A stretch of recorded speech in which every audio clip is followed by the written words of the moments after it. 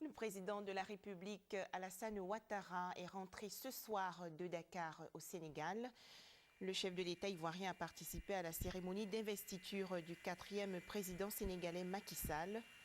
En raison des derniers développements de la situation au Mali, la CEDEAO, conduite par son président en exercice, Alassane Ouattara, s'est réunie à Dakar pour parler de la crise malienne. Il faut préciser que 12 des 14 chefs d'État de la CEDEAO étaient présents à cette rencontre. La CEDEAO a appelé la junte militaire malienne à rétablir l'ordre constitutionnel. Nous allons écouter ensemble la déclaration du président de la République, Alassane Ouattara, à son arrivée ce soir à Abidjan.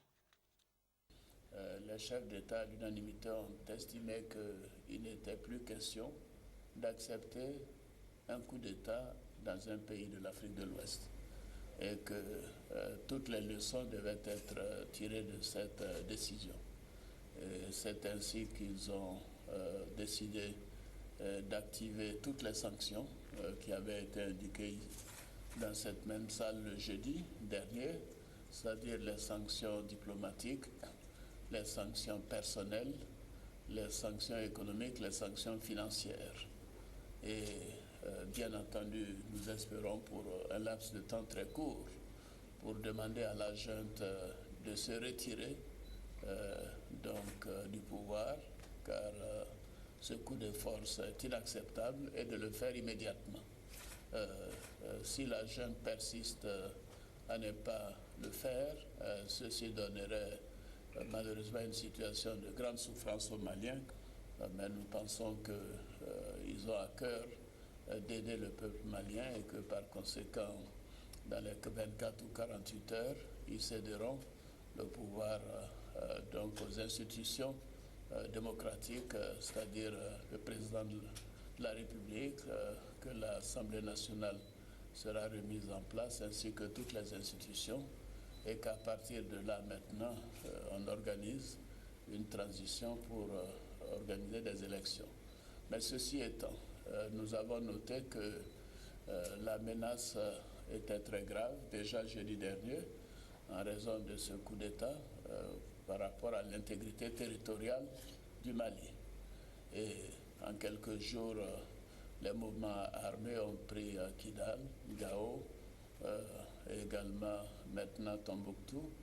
Et bien entendu, c'est une situation que nous ne pouvons pas accepter non plus. Nous réaffirmons notre attachement à l'intégrité territoriale du Mali. Nous condamnons cette situation, cette agression des mouvements armés, et nous avons demandé à tous les pays voisins de respecter l'embargo. Nous avons aussi considéré qu'il fallait activer très rapidement la force en attente de la CEDEAO, qui doit passer de 2000 à 3000 hommes. Et la communauté internationale a accepté d'apporter son appui militaire et financier, matériel et financier, pour nous permettre, si c'était nécessaire, d'aller plus loin. Bien entendu, ce serait mieux qu'il y ait des négociations pour que ces mouvements armés se retirent du territoire, en tout cas pour ceux qui ne sont pas maliens, et laissent les Maliens discuter entre eux de la meilleure manière de renforcer la cohésion nationale. Pour revenir à la prestation de serment du président Macky Sall, je voudrais à nouveau le féliciter. J'ai eu l'occasion de le faire à plusieurs occasions.